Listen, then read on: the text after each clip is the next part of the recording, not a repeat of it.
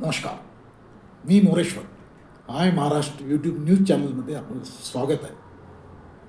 मोठी बातमी आहे. अमेरिकेतल्या एप्स्टीन फाईलची आपण चर्चा करतो. एप्स्टीन फाईल, या फाईल्समध्ये अमेरिकेतले मोठमोठी माणसं अडकली आहेत. गेली काही महिने एप्स्टीन फाईलची चर्चा आहे.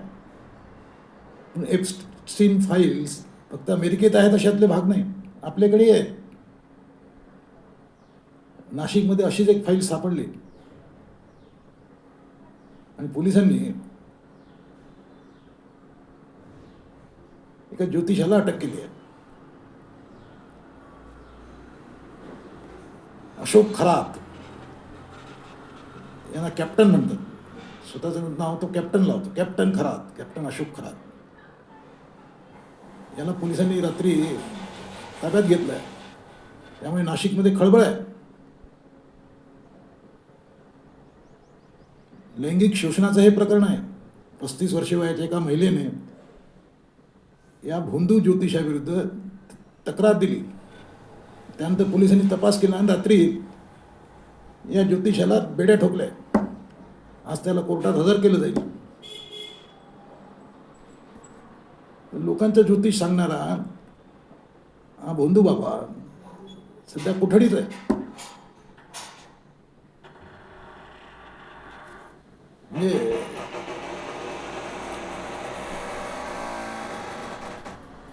एक हा कॅप्टन खरात हे नाशिकचं फार मोठं प्रस्थ आहे. या भागात नाशिकमधल्या मिरगावमध्ये ईशान्येश्वर मंदिर आहे, सिन्नर तालुक्यात. या मंदिराच्या तिथे याचा ट्रस्ट आहे काहीतरी.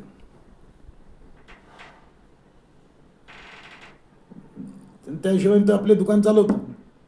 याची एवढी क्रेज आहे या बाबाची, खरात बाबा, की त्याला त्याचं अनेक व्ही.व्ही.आय.पी आपलं भविष्य जाणून घेण्यासाठी त्याच्याकडे रांगा लावतात. यात राजकारणी आहेत, उद्योगपती आहेत, कलाकार आहेत आणि महिलासुद्धा आहेत.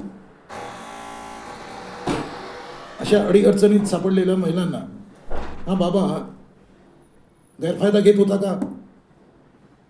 एक महिला तर आता पुढे आली आहे. तिच्या तक्रारीवरून पोलिसांनी ते प्रकरण नोंदलं आहे. त्याचा तपास होईल आता.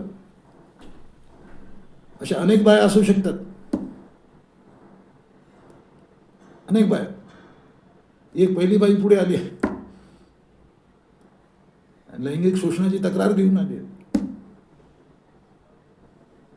हा बाबा भेटायला आलेल्यांना उपाय सांगायचा.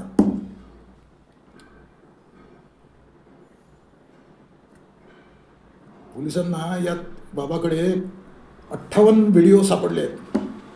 एका पेन ड्राईव्हमध्ये 58 व्हिडिओ. त्यातले काही व्हिडिओ हे नामांकित महिलांशी संबंधित आहेत. त्यामुळे हे प्रकरण सोपं नाही आहे, साधं नाही आहे. हे प्रकरण मोठं आहे. हा बाबा भेटायला आलेल्या, अडीअडचणी घेऊन आलेल्या महिलांना गुंगीचं औषध द्यायचा आणि आपला फायदा करून घ्यायचा असं बोललं जाते. छुप्या पद्धतीने त्याने आपल्या ऑफिसमध्ये CCTV सुद्धा लावलेले होते. काही आक्षेपार्ह फोटो व्हिडिओ पोलिसांनी मिळवले. अनेक बडे राजकीय नेते आपलं भविष्य बघायसाठी त्याच्याकडे येत होते. ते अपॉइंटमेंट मिळत नव्हती, रांगा लावायचे.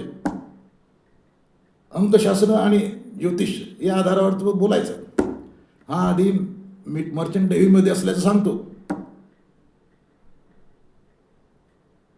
दुसऱ्याचं भविष्य सांगणारा हा बाबा सध्या पोलिसांच्या कोठडीत गेला आहे.